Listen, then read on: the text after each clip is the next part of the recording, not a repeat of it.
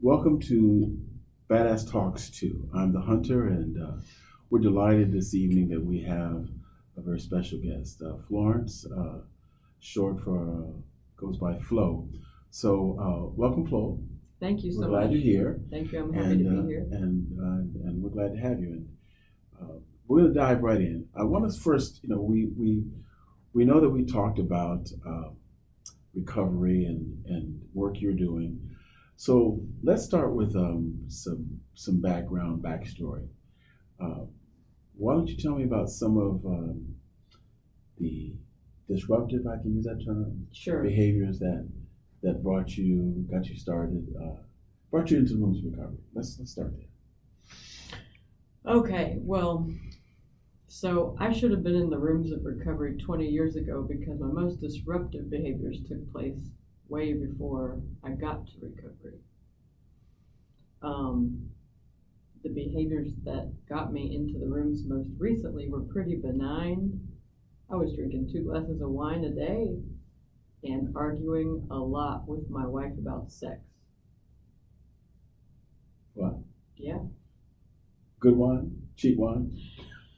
It was a special kind of wine that I was obsessed with. It was like it had these spicy, chili, red hot red, and like my idea was that if I just drank that particular wine, I would drink less of it because it had a bite to it. So you can't just guzzle that shit. Okay. You have to drink it slow. Now, two glasses a day, you said? That's right. Okay. Now sometimes a little more. Okay. And this led to the connection between the wine and the argument about sex. Break that down. What did the 2 glasses get you inebriated or something? I mean, what was the connection between the wine and sex? Lots of connections between alcohol and sex in my mind, but this particular me, wine, and sex here are separate yet together. So I drank much more and more often prior to the 2 years of the 2 glasses of wine. That was my attempt to moderate so that my wine would not be taken from me. Prior to that, it was vodka too. And prior to that, it was, drunken, crazy maniac driving, domestic, violence and property destruction things. So before I got in the rooms, I was in therapy for a long time. The sex part is that I believed for the entirety of the 4 years that I was with my wife, dating her, and then into our marriage 2 years, that I was owed sex. And that if it wasn't happening, that it was something for me to be very bitter about and to speak up for so as to not be a doormat. Have you ever been in I had visited AA? AA, Okay. and I had thought to myself, when I'm ready to give up my alcohol, this is going to be a lot of fun. Okay.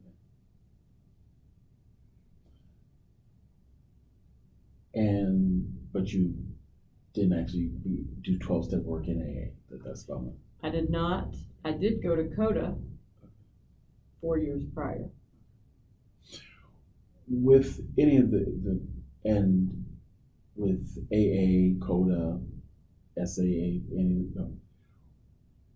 beneath what's the underlying kind of issues that you felt were driving your disruptive, I don't know, addictive behaviors? What was driving? What did you learn? There are layers and layers, is what I learned. And so I hadn't heard of this concept of love addiction until I was in the rooms of CODA. Okay. And a book was dropped into my lap, which was non-CODA approved literature by Pia Mellody, Facing Love Addiction. And these cycles of toxic addicted relationships were like, damn, why didn't they ever show me this in grad school? So I knew that was there, but I still got into my next relationship, which was the one with my wife. What's love addiction mean for you? What is, just describe what that's like, you know, break that down for us. Love addiction. What does it look like? What is it? Oh, Lord. How's that manifest itself in your world? Rage, desperation, panic, control, manipulation Over sex? over a person. So, So damn. sex is a part of it. Sex is a definite part of that. So the definition of it, of love addiction, I would go with is an addiction to the intensity of infatuation. The romance is not leading to intimacy in the love addict's mind. It's just intensity for the sake of it. Romantic fantasy. You make the other person your higher power. You worship them. And sex is part of it. So part of how you know that they are going to stay, that they're going to be there. It's your reassurance that your fix is going to continue to be there. In relationships, how's that, you were talking in terms of with your wife, your current partner. Your wife. Okay. Mm-hmm. But let's back up in terms of other relationships that you've had. How has this been manifesting itself? What are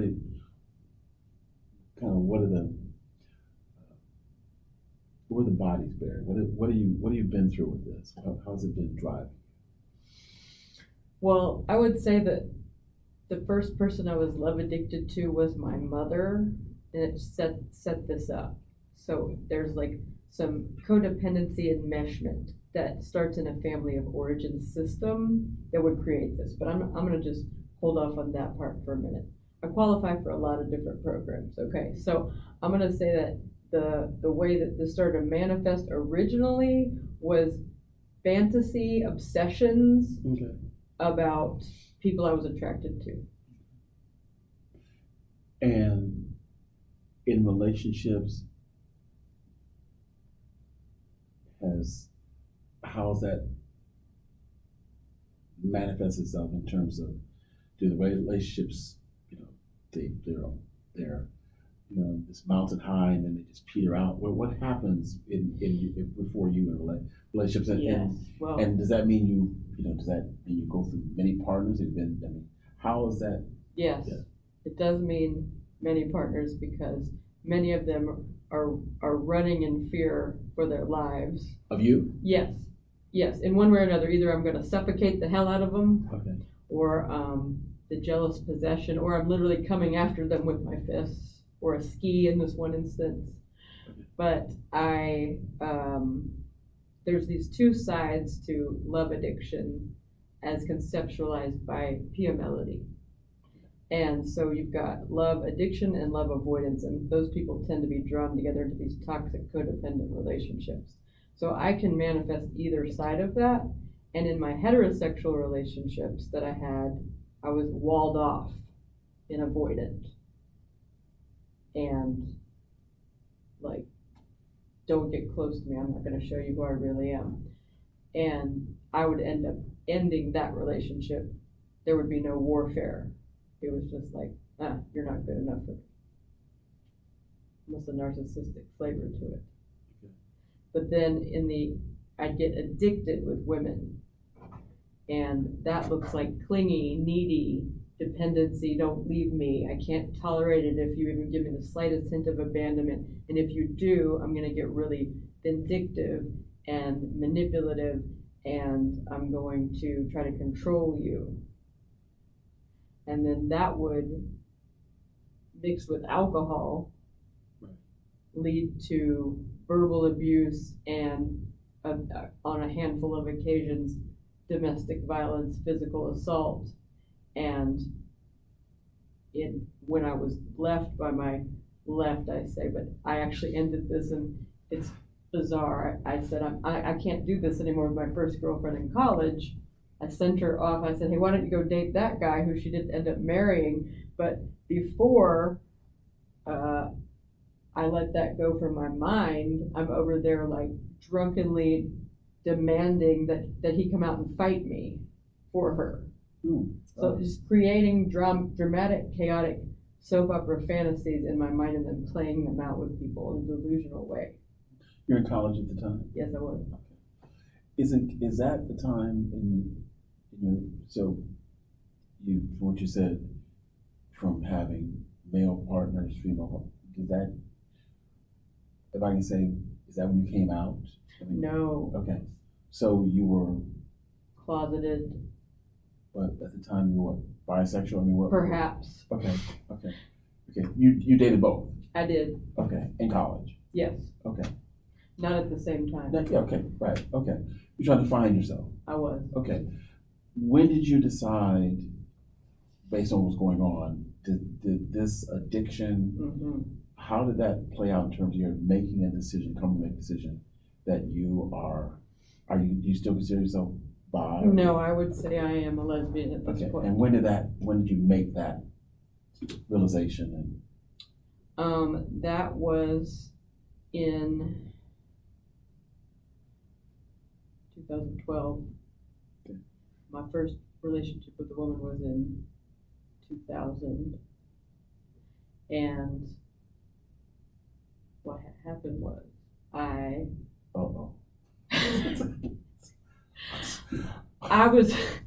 I recognized the insanity of myself in relationships with women. And so then I'd throw a man in there in between, not literally in that moment. I mean, that did happen, Yeah. but there would be a relationship with a woman and I'd be all cracked out crazy, like trying to kill people, not really actually taking crack. Okay, all right. Feeling like I was gonna, I might as well have been. I was so insane. Okay. But no, this one I'm trying to beat people up and destroying property, and the cops are coming to my house and that kind of thing. Yes. Wow. Yes. And then I was like, you know what? That was crazy. But then come to think of it, I was cheating on. I was helping my best friend from high school cheat on her husband. And I thought that was all right. Like, let's just take her over from him. And so that was another insane relationship, and that destroyed a friendship, a close friendship. Wow. And at the end of those two, I was like, fuck this, I'm out. So then I went back to men. And come to find out when I read the Slaw book, that's what some love addicts do. What's that? Men, trying to find, right. Substituting whiskey and wine. Okay. Some bullshit right there. Okay.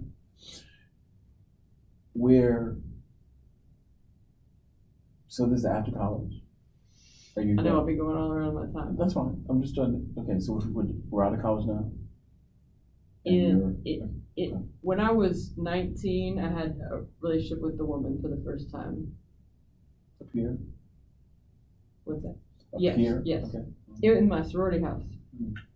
And then my best friend from high school and I had a relationship after she left her marriage.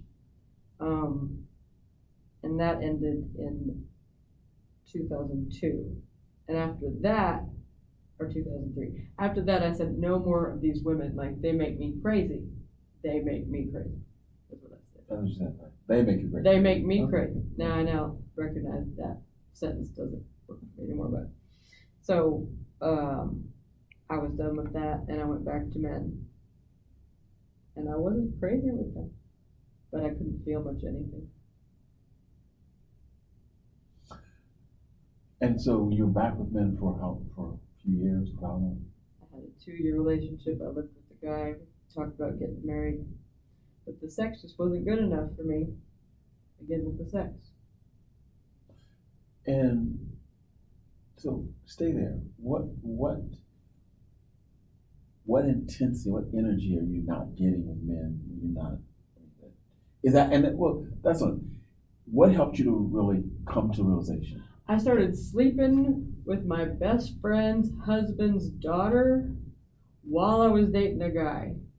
And I don't really think cheating You're is. shitting, right? No, and I was trying to sleep with her sister too. Just damn. Go ahead. Go ahead. They were of age, but Okay. my best friends happened to be married to a man who's 30 years older than her, so Okay. his daughters were. So you were saying you were getting at what when you came to realization that Oh yeah, that was just too crazy. Like that was too crazy. I don't, yes, that finally was too crazy. I had this, cheating has never been my thing in terms of my value system, so I was just really living outside of integrity there. I would only cheat on men with women, or I would help people cheat on their spouses. I had this rule for myself that I won't cheat on a woman. So I was cheating on some men. Mhm. I cheated on a man with my best friend's husband's daughter while she was drunk. And then I was trying to like sleep with another one of my friends too. So like I was trying to like sleep with my friends, my girlfriends. And I was like, I am destroying my friendships. I'm just like a tornado through my relationships here. And what age are you now? Just where you, At that time, I was 32. Okay. And at that point, 32, are you solidly lesbian now? But I finally said, what I'm doing here is insane.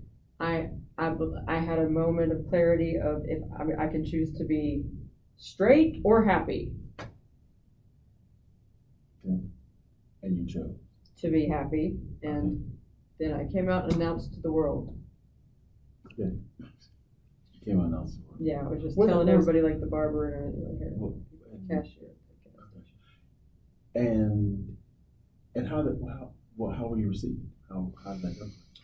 Well, I had come out a little bit in a bisexual way to many of my friends, and when I was coming out of that relationship with the property destruction back in college, I was so like despondent and suicidal that I asked my mother to come from California where she was living and stay with me. So she did, and I forgot what the question was. My question was in terms of you're making this decision finally that you're. Oh yeah. Okay. So the only person who did not support me was my mother. And I think I would have come out back there in that college point, but she just flipped shit. And everybody else was pretty cool with it. And so I went back in the closet for 10 years. And when I came out that time, my friends were like, great. And my best friend's husband's daughters were like, thank God. And my mother was like, well, I've had 10 years to get used to this, so all right. So she said. I mean, she made it about her, but yes. You said that you were suicidal. Oh yes. Can you talk about it? Well, I wasn't actually like swallowing pills or buying a gun or like making a plan. I just wanted to die, and I did not want to feel my pain anymore. And that time with the first girlfriend, heartbreak, withdrawal, was the most painful thing that I could remember experiencing, besides just my childhood shit with my mom. It was reminiscent of that. I tend to think that having thoughts of suicide is a very normal human thing. But I don't really know people who don't have that unless they're repressing them. But you didn't actually try to take your life? No, I did not. Had you had depression, or was that a part? I don't understand a world that doesn't involve depression and anxiety. Like I don't ever remember not having a flavor of those two things my whole life. I think it's part of the human condition. So that's a yes. Yeah. What we go with that. Did that cause any particular kinds of behaviors on your part because of being depressed or anxious? Did that? And then if you can talk about it. Oh yeah, I'm just racking my head. I mean, I drank more. I picked up cigarettes. I started smoking pot. But I tend to use people and rage and control and perfectionism for like my drugs of choice. In here, in the midst of everything you kind of laid out,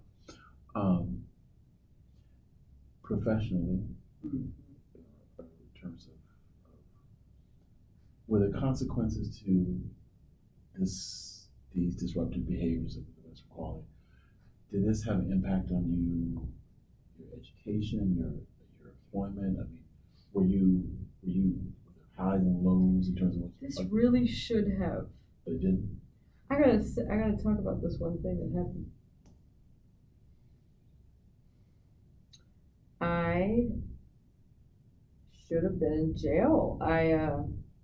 I sent myself marijuana from Texas to Ohio in the mail. And that's a federal offense, and I didn't know that. And I was such a dumbass. I sent that envelope, that of pot, to myself with some different people's names on it who used to live at the house I was renting. Mm-hmm. And it ended up getting forwarded to them. Because like a dumbass, I didn't realize what I was doing. Like if I had just put my, probably, but I was just stupid. I mean, naive as shit. So if I had just put my own name, it would have come to me. But it went to these other people, and they were like, why is somebody sending us marijuana? So they just call the police, and they just come and raid my house. Wow. And my girlfriend, the one from high school that I had taken her, cheated on her husband, she ran off with me to Ohio. I come home, the house is in disarray. It looks like we've either been burglarized or whatever, and she's nowhere to be found. I'm calling her, and I can't get a hold of her, so of course I'm panicking. But then she calls me and tells me she's at the police station, and she says, just come over here. I can't tell you anything else, just come to the police station. And so the police had come and I did. I went to the police station and I went into a small cubby hole, and this detective man starts to read me my rights, and I was like, no, please stop. Please stop. Like he'd read me one right. I'd be like, no, please. And then I was like, do you know if I can still get my psychologist license if you keep doing this to me? And he had some mercy on me, that man. And he walked me on down to the lawyer, and he said, help her out. And I paid him enough money, and they dropped me down to a disorderly conduct. But I guess you can pay your way out of this shit. Yeah, it's called Justice in America. Okay, there you have it. That's another podcast. Yeah. Okay. Yeah, that is. Maybe he just wasn't having mercy. Maybe it was just that money. Yeah. I don't know. Here, with that, something you talked about, this destructive behavior. So while you're doing this rage, none of that ever brought you any legal ramifications for?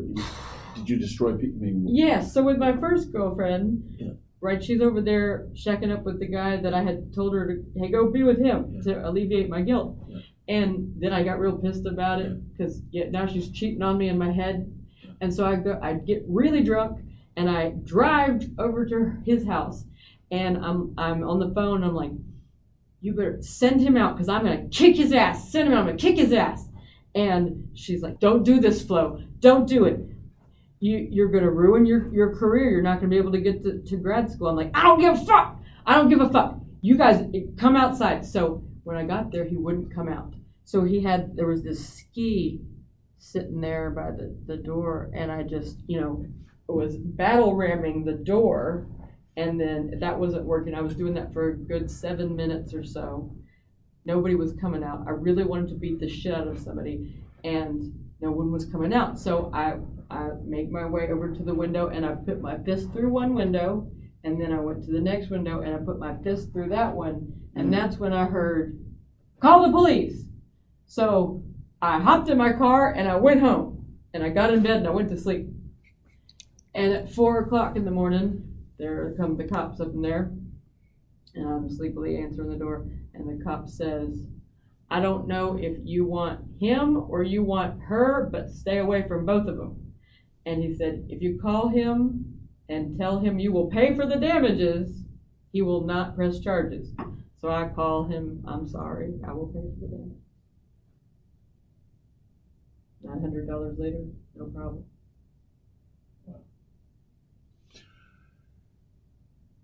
Here's the question. Mm-hmm. We're going to kind of transition here. Sounds good. It's sometimes said that the joy is in the journey.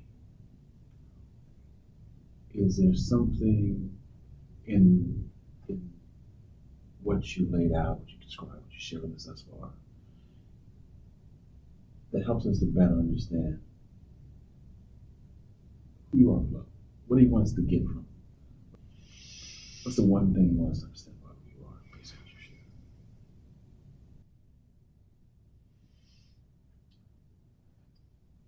Well,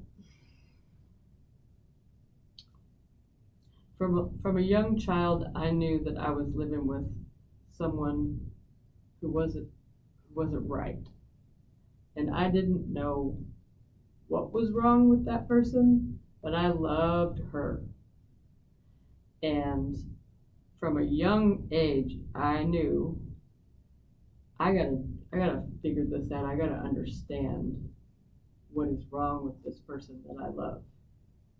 And so I had a dream from a young child to become a therapist and understand what was wrong with this person I loved, my mother. And my whole life has been a journey of recovery. But I couldn't find the answers in the therapy grad school. I couldn't find it there. It wasn't until I went to the rooms that I was able to get a sense of what was really going on. So I've always been grateful for growing up with a mentally ill, dry drunk mother, workaholic mother, even though it sucked and this insanity has ensued from there, but it gives my life meaning and purpose. It's always been the goal was to use this for something good. That's awesome. Thanks.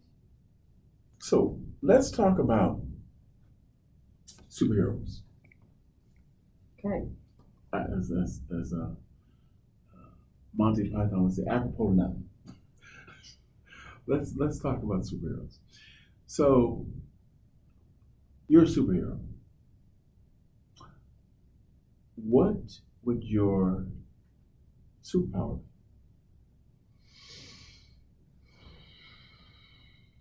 Pretending you're a superhero. So what's your superpower?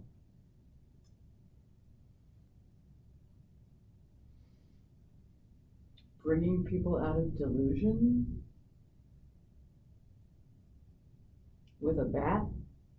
With a bat. I like to tell people who they are and why they're like that. But I would say that I have a superpower of empathy, even though that does not go with what I just said. I am a very good read of people. Okay. They can be used manipulatively or to positively influence.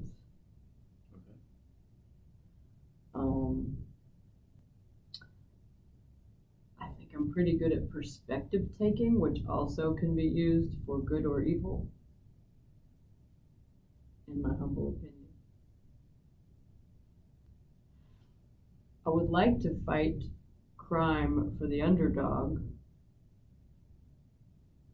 So like Wonder Woman, the most recent movie, was very appealing to me. Okay. As a child, I dressed up as She-Ra for 2 Halloweens in a row. But I don't really know what her superpower is. I had to look up today, what does kryptonite mean? Really? Yes. So I tend to intellectualize everything. I gotta have a concept to go on. So I was like, I don't think I understand kryptonite.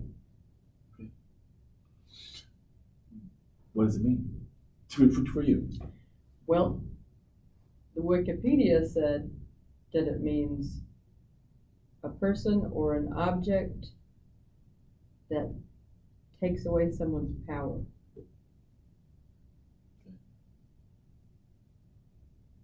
You remember Superman movies? I do, but You remember Kryptonite? I remember it, but I was discussing this with my wife earlier, and she brought it to my attention that it didn't seem that I knew what it meant. Because I had written down that my kryptonite was betrayal, feelings of exclusion, and she said, no, those are what the kryptonite would do to you. A sexy woman is a kryptonite to me. How's that? Takes away my power. Like, so if my power is, I guess I don't quite know what my power is. I don't know whether I'm using it for good or evil, I think, half the time. Okay, well, stay where we are. How does a sexy woman take away your power? What does seeing a sexy woman do to you? Well, let me be clear. Not all sexy women do this to me. Okay. My wife does this to me. I do That's this a to good thing. myself with my wife. Okay. You'd think it was a good thing until you are love and sex addicted to your wife. So a sexy wife who isn't as much into love and sex as you are is just this wanting, this craving, and this demanding, this losing all sense of my integrity. Like, I might use my power that I developed in childhood of my raging to like get my needs met and like say what I need and not be a doormat, get the help I need. But it doesn't have the effect that it doesn't work. It's like any addiction. It doesn't work. Works in the short term. With your partner, Yeah. and you're saying that a sexy woman, your passion, your desire, can be overbearing. Is that what you're saying? It can and can become a turn off. Oh yeah. Okay. Very intense, I've been told. I get that. Uh-huh. The power side, if we go back there for based on what you were saying. So do you see yourself as a fighter for the underdog? Is you're and you clearly talked about you can be there's rage and there's aggressive, if not downright violent. So, yes. So you can go there. Okay. Yes. We're pretty clear about that. Yeah. So you can be aggressive. Yes. And particularly for that which you're passionate about.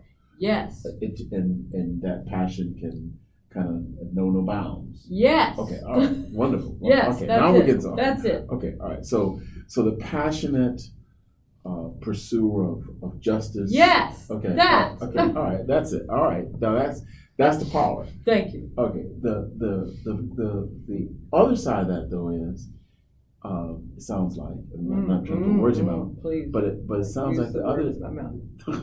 Oh, I don't. The is it correct that am I understanding correctly that but you can go too far, be overbearing and possessive and and Demanding. and that's addictive. I mean, it could be it literally okay. It can get very dark. How dark? What's the darkest? What has that driven you to? What's the darkest point in your experience? Been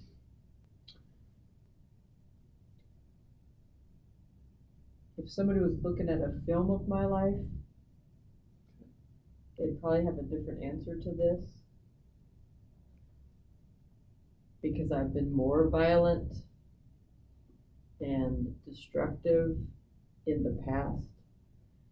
But the darkest point that I'd consider would be the most recent and the last episode of physical violence between me and my wife that took place about 2 months into my alcohol sobriety, maybe 3 months, when I had thought, oh, I'm sober now. Oh, I'm getting help. We're getting help.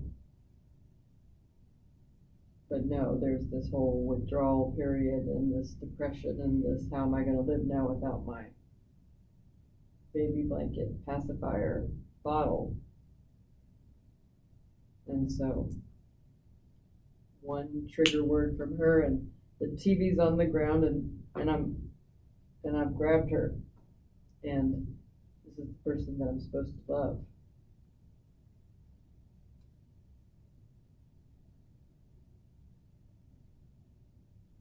How did it end? In a lot of cuts and bruises and tears and serious statements of this has to end. This marriage has to end. I don't think this is levity you were going for. Where is it now? Where's what now? Where are you all now? Got down there? Yeah. Okay. So that was the valley. What's the mountain? What's the mountain right now? I'm on the mountain now. Okay. What is that like? The recognition that I can't control other people.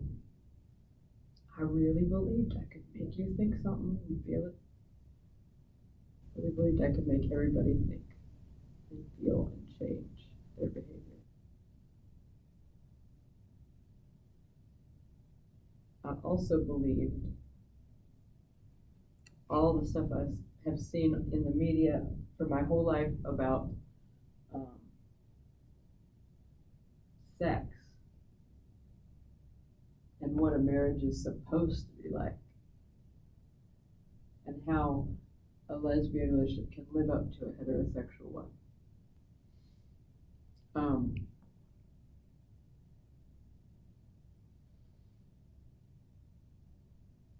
You believe that too, but now you don't. I don't.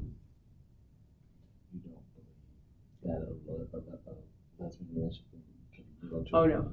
I believe now that I was living in a delusion. This keeps coming back to a delusion, like addiction to a delusion, addiction to some fantasy. So you don't have the delusion anymore. Don't have that delusion anymore, and that's free. And you're freed of what delusion? What is the delusion you've been freed of? I've been freed of the delusion that intimacy is sex, that sex is love. I've been freed of the delusion that life is about, the goal of life is to have a good time and feel good. Maybe life is about having a good time, but it isn't about feeling good. Right. I've been freed of the delusion that marriage would make everything better, or that I can control another person, that I can make a certain outcome happen.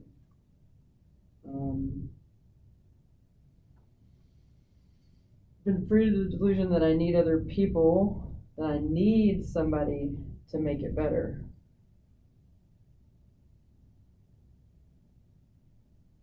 What has freed you of these illusions?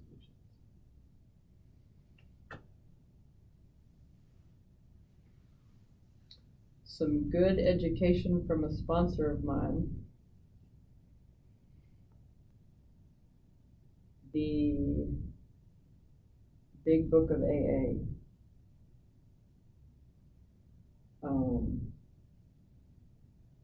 Pia Melody.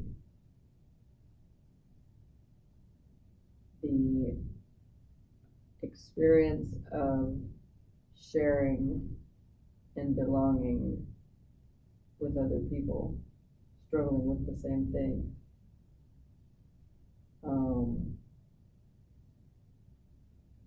And a relationship with my higher power.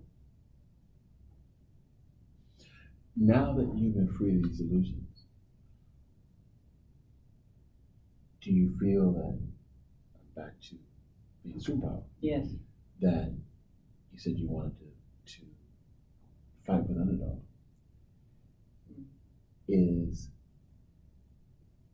Does this, your freedom, empower you to help free others from their delusion? That's the hope. That's definitely the hope. I got some things standing in my way, but that's the hope. Let me push you further. Could it be more than hope? Could also be a gift. That precisely because you've been where you've been and been freed yourself, that it's a gift to you to be able to help free others. Absolutely. I think people sometimes live their whole life looking for some kind of meaning and purpose. I've been handed it.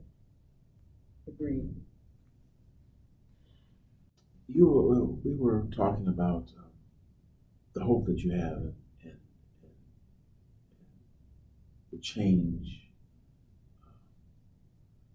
what I call the difference you want to make to the world.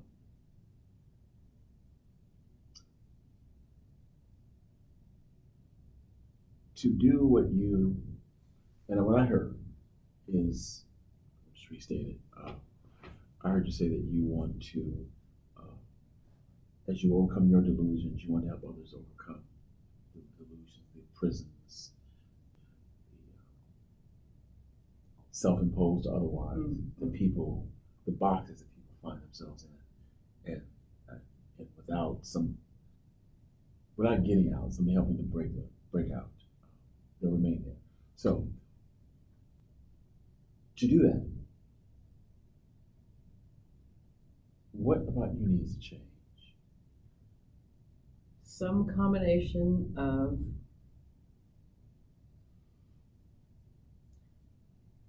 way fuller surrender to my higher power and a confidence increase, because although I am in the process of dropping the delusion of being able to control other people, the fear of looking stupid and messing up, making a mistake, getting in a situation in my work with people where there's too many of them in a room and I can't control them, that fear blocks me from what I know how to do. I can do on a larger scale. And just like instead of one at a time, I could even do just a group of 6. But I stay locked in my little cage still myself in a belief I won't be able to handle it.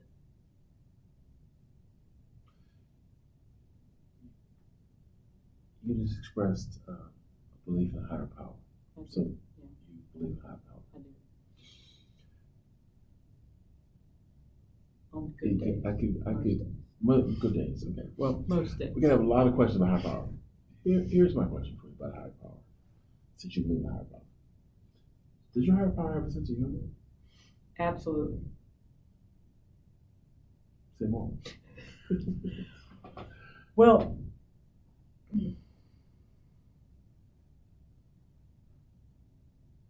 I'm glad you laughed when you said that.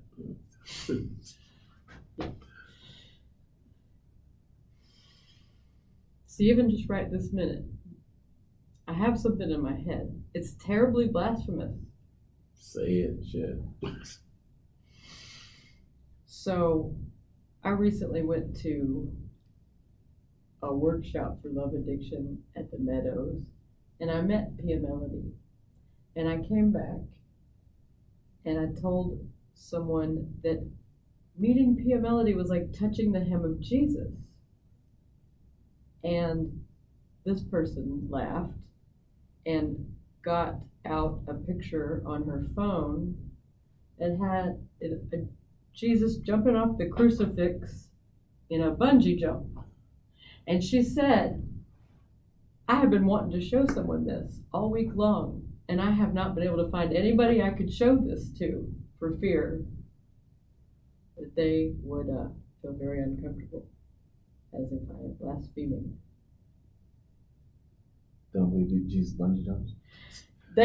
She said, I believe that Jesus would think this was funny because my God has a sense of humor.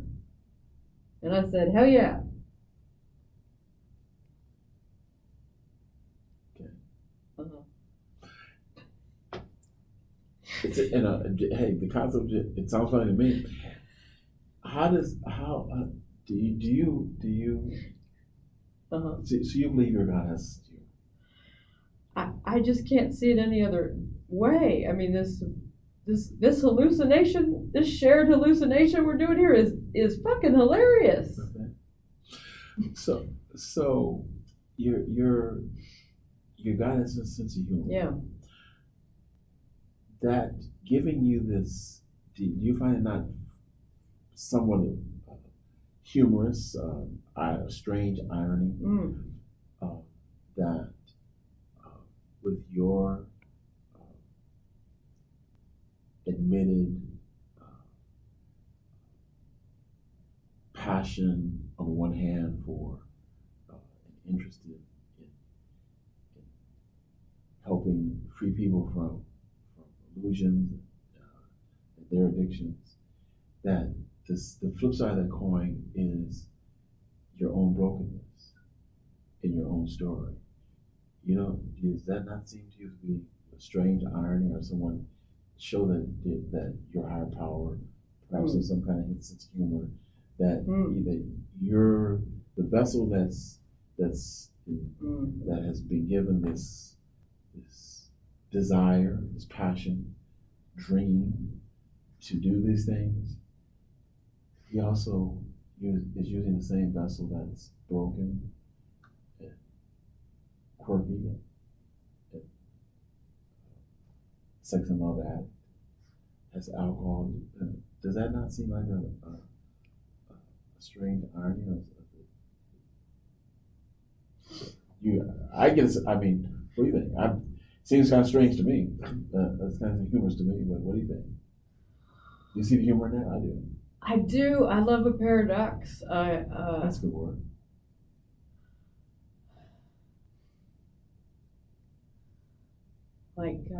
I'm getting hung up on the humor in the word too, and like the things that would make me laugh versus the things that I'm tickled by.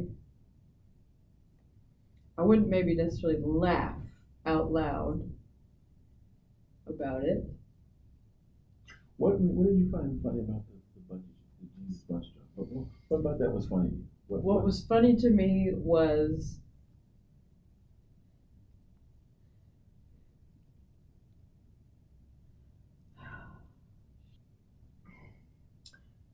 I like that going out on a limb. I like the rebel. I like I don't like the rigidity of a religious dogma. The Jesus that I would like to talk to would be able to laugh at himself in the same way that I can laugh at the insanity of how my passionate raging Yeah. and demands for sex Yeah. could be transformed or in other times utilized to maybe help a rape victim become Okay. more empowered. So there's an irony to that, and if I'm stuck in my rigid, I can't say this or God's gonna strike me. I can't make this bungee cord Jesus joke. I can't have a cheese doodle Jesus. If I have a cheese doodle Jesus and I eat it, I'm going to hell. You believe that? No, Yeah. but I might have used to. I might have used to. I might have Okay, used all to. right. Cheese Jesus. Yeah. You're smiling right now. Yes, I am. That which is good. What do you find funny? That John's leaving right now with the cheese doodle Jesus might have pushed him over the edge. Also, just that like it just seems very difficult for me to get out of my seriousness. I'm very often accused of not being fun enough. But I was also elected class clown in my high school senior year, and that was more important to me than my straight A's. Okay. Also, just Yeah. just the difficulty staying coherent. Okay. This is a part of what I worry about, like Okay. what I would like to, what I'm gonna need, what I believe I'm gonna need in order to do the work I want to do is to be able to stay with the thought and be a little bit lighter with it, not so damn perfectionistic. Okay.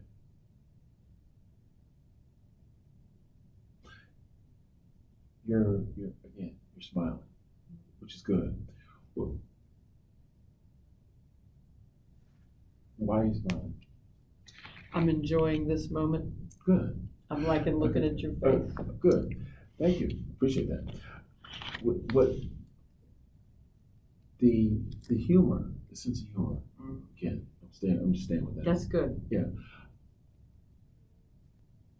Do you not believe that this higher power, your higher power,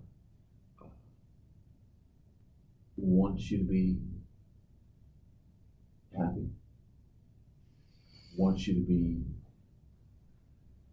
in terms of doing what you want to do, the dream that you have,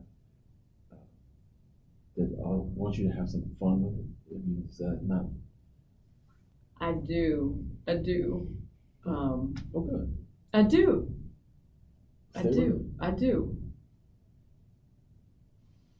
No but. I mean, there's had to be a but. I mean, No, there's no but to that. I think it's the rooms that I'm finding most useful these days is the adult children of alcoholics / dysfunctional family room. what's that about? That's a 12-step meeting, Okay. and one of the qualifying statements to be in that meeting is, or no, maybe it's a promise of that, is we're going to learn how to have fun. I like that. So, and enjoy life. Yeah. So I'm gonna go to that meeting. right. I want to go to that meeting. Yeah. So I might be almost done with my 12 steps at AA, but I'm just starting this other one where I'm going to learn how to have fun and enjoy life. I want to be happy, joyous, and free. But I get real intellectual. Like, what does that even mean? Be happy. Well, let me know those meetings. I want to go to one of those I'll let you go. I'll let you Yeah. know. I'll let you know. Well, look, I've enjoyed our time. Me too. Thank you for your sharing. My pleasure. On a light note, Mm. aside from being empowering, this has been a lot of fun, and I hope you not only feel good about sharing and sharing your story. We thank you for that. But I hope also it's been some fun for you in terms of our time this evening. It has been awesome. I have forgotten to mention this llama on my shirt. What's the line on your shirt? This llama on my shirt is carrying some gifts here, Okay. and he is wearing a scarf. Connection.